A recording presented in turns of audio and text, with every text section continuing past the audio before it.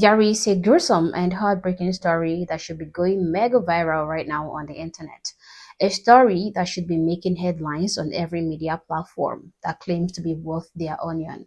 Now, this story shouldn't be going viral because of how wonderful or because of how magnificent it is, or simply because of the unimaginable horrors it entails. But for some reason, not many of these so called mainstream media outlets are talking about it. Incidents usually go viral because of many reasons, two of which is that either that incident is extremely wonderful and exceptionally good, or because that incident is horrifyingly evil and despicable. Now, this story I'm talking about is supposed to be on every newspaper headline for the latter reason.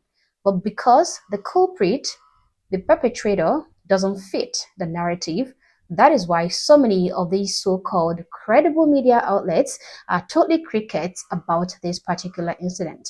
But you guys know what I do on this channel. If something interests me, then best believe I'm talking about it. And believe me, guys, this story is something that people need to be made aware of. People need to be sensitized about the danger lurking around, and that is why I am blowing the lead of this incident. So guys, in today's video I bring you the horrendous story of the gruesome extermination of these 8 little innocent ones at the hands of this wicked white guy. Uh-oh, he wasn't a white guy like many people would wish. I mean, BLM claims that white people are the greatest threat to black individuals, but it is not a white guy I am staring at right here, guys. How about you? What do you see from your own end? Because from where I sit, I am looking at a healthy black male. I mean, who cares about black on black crimes? Where is Black Lives Matter, right? Where are they when you need them? But anyway, guys, let's take a listen to this heartbreaking story. Now to some heartbreaking news. Our nation saw its deadliest mass shooting in years when a Louisiana man shot and killed 8 children this morning. Tonight, we're learning more about that gunman, Shamar Elkins, who was the father of 7 of those 8 slain children. Tonight, the community of Shreveport has been left shattered. The children, 3 boys and 5 girls, ranging in age from 3 to 11. Police say the crime scene spans 2 houses. It ended when officers opened fire on the gunman during a police chase. Eyewitness News reporter Tim Pulliam is live now with new details tonight. Tim? Liz, Jory, we now know the names of the 8 kids shot and killed, and we're also learning that the shooter had ties to the military and was known to police. This is a Facebook image of the Louisiana man law enforcement believe is a cold-blooded killer. Shreveport police identifying him as Shamari Elkins, the alleged gunman who shot and killed 8 kids. At least 7 of them were his own flesh and blood. The coroner released their names, a total of 7 siblings and a cousin ranging in age from 3 to 11, Jayla, Shayla, Kayla, Layla, Markaden, Soraya, Kedarian, and Braylon. Neighbors mourn their deaths at the crime scene. This is not a freaking joke. This is real, and this is the result when someone snaps. First red flag. This man is only 31, but he already has 7 children and an 8th child who is not his, plus a wife and a girlfriend. He must be a very busy man, but come to think of it, how did he achieve that? What is going on with that? Is he on some kind of breeding competition? Second, what the heck is Shamar? What is the meaning of Shamar? What kind of name is Shamar? Do these people bear names just because they like the sound of it or something? And thirdly, what is that woman talking about? This is the result when someone snaps. So when people snap, they kill their own children. They massacre 10 people at once. Well, I wasn't expect her to, go down that route. But when I heard her say that, I wasn't surprised either. Next thing, she's going to be blaming this incident on the system or something like that. I mean, we are going to be hearing something like, this is a product of racism in America. This is a product of pure prejudice against black people. This man was so oppressed. He was oppressed so bad that he snapped and killed innocent children. Innocent children. This is the problem with the black community. This is it. See how they are quick to protect the perpetrator and make him into the victim. You see how this news is being covered by these people. Listen to these guys. These people are more like sympathizing more with the cold-hearted killer than with the innocent 8 little ones that were exterminated and taken from this world. Take a listen to this. New details on gunman Shamar Elkins, who shot and killed 7 of his children and their cousin. He may have shot them all. So I'm going to ask the community, along with prayer, with every mental health consultant, counselor that is out here. The shooter's brother-in-law, Troy Brown, shocked, telling NBC News 31-year-old Elkins recently sought mental health treatment through Veterans Affairs. He stayed there a week and a half. He came home. He was happy. Elkins left the Louisiana Army National Guard in 2020 after they say he served for 7 years as a private. He loved his kids. He loved his wife. I just don't know what happened. You never know what a person's going through. The horrific act of violence happened inside this home early Sunday. The kids, all between 3 and 11 years old. Authorities say the gunman also shot his wife and a woman believed to be his girlfriend before he fled in a stolen car. Home security video capturing the moments officers caught up to him and exchanged gunfire. He was later pronounced dead. I mean, who knows what he was passing through, right? Oh, he was a vet, and maybe he was suffering from something, PTSD and stuff like that. You never know what people are going through until they end up killing 10 children in one night. Okay? You never know what they're going through that is going to necessitate them to kill 7 of their own little children just in one night. Their own flesh and blood. Please don't judge him. Our heart goes out to Shamar. We sympathize with this poor guy. Remember, he was a vet. He must have been suffering so bad that he took his own gun, looked at his little babies straight in the face, and blew their heads off. He was going through a lot. This is how this insidious incident is being presented to us by these guys. Of course, the main media outlets, the MSNBCs, the CNNs haven't said anything about this because obviously it does not fit their narrative. All I can see are these, little local news stations reporting this incident.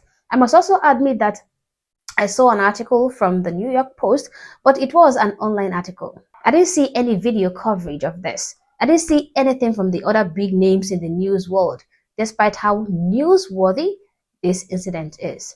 Only some local media outlets, like I said before, are reporting this. But even at that, the ones who are covering the story are framing the narrative to make the cold-hearted piece of waste look like the victim. Why do you think they are so quick to tell you that this evil man who took the lives of those innocent children must be going through a lot to commit that kind of hideous evil? Why do you think they keep mentioning that? Well, because he's a black man. He is a black man. Suddenly, black lives do not matter anymore. Suddenly, there is no protest on the street demanding justice for the murdered innocent black children.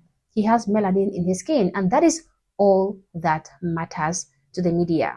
And that is why this story is being spun to make him look like the victim, and also why you are not hearing this story at the scale you're supposed to be hearing about it. The victim was under pressure. The victim was going through a lot before he snapped, according to this woman. You see, this is how they are. They are trying to humanize him. Oh, the neighborhood is praying right now. Okay, I'm not saying that there is anything wrong with praying or trying to handle the situation from a point of compassion, okay? But would this be the way things would have been handled? Would this be the way things would have played out, okay, if the skin color of the perpetrator of this evil act was not black? Believe me, MSNBC would be blasting this story all day and all night if the situation was reversed. The NAACP would be giving speeches to weaponize this incident and to push a narrative that black people are under attack. Okay? Nobody will be treating this incident from an, oh, he's also human perspective, like we see them doing right now. It is all going to be racialized. It is all going to be propagandized. It is all going to be Black Lives Matterized. Anyway, I just want to say that first and foremost, my deepest condolences goes to those little kids who were, exterminated for no reason, exterminated by an irresponsible human piece of waste who happens to be their father. Those children did not deserve what happened to them. They deserved to grow up and fulfill their destiny, but their lives have been cut short. Their lives have been taken away from them by the number one person who is supposed to be their greatest protector, by their own father. And I also want to make you guys understand that I don't believe the mental health nonsense that these guys are fabricating for us. There is no amount of mental health problem that will make a father to pick up a gun and blow off the head of 8 little, 7 of which are his own. This man is already an irresponsible devil, mental health or not. And I'm sure that when you take a look into his criminal history, this would not be his first rodeo. I'm sure this guy have an exhaustive or extensive criminal record, and he just wasn't being sent to jail and given proper punishment like he was supposed to. He might have been released by a leftist judge or a black judge who believe that it is an injustice to hold him to his own action or to incarcerate him like he deserves. Because of course he is black. I haven't even researched this guy's criminal history, and already I can see that he had a prior criminal record. He had a 2019 incident where he opened fire at a school where school children were playing in the environment of the school. He was shooting, okay? But luckily, none of the children were killed. He was arrested and given 1 year imprisonment with hard labor. But a judge that claims to know it all had to reduce his sentence to just 18 months probation. So, I mean, this is not the result of when somebody snaps, okay? Rather, this is the result of going soft on crime. This is the result of irresponsible fatherhood. And this is the result of turning a blind eye to black on black crimes. The only silver lining in all of this situation for me is the fact that this man has been killed by the police because he opened fire on the police while he was escaping and they had to take him out. That is the only thing that kind of consoles me at this moment. I am happy he is dead. I am happy he is dead. And I wish with everything in me that he is burning in hell right now, because honestly, guys, that is exactly where he deserves to be. Guys, even though the mainstream media doesn't want you to hear about this gruesome story, I am happy to bring this incident to your attention, because incidents like this need to be broadcast so that people can be made aware of the dangers that is prevalent in this world, and at least do anything they can to take precaution and protect themselves and their children. But as always, guys, these are my thoughts and my opinions. Please feel free to share yours in the comment section below, but do so respectfully. Also, if you're not subscribed to this channel, honestly, I don't know what you're waiting for. Subscribe to the channel, like and share this video to keep people informed, and consider joining my membership or buying me a coffee if you like, as a way of supporting the channel.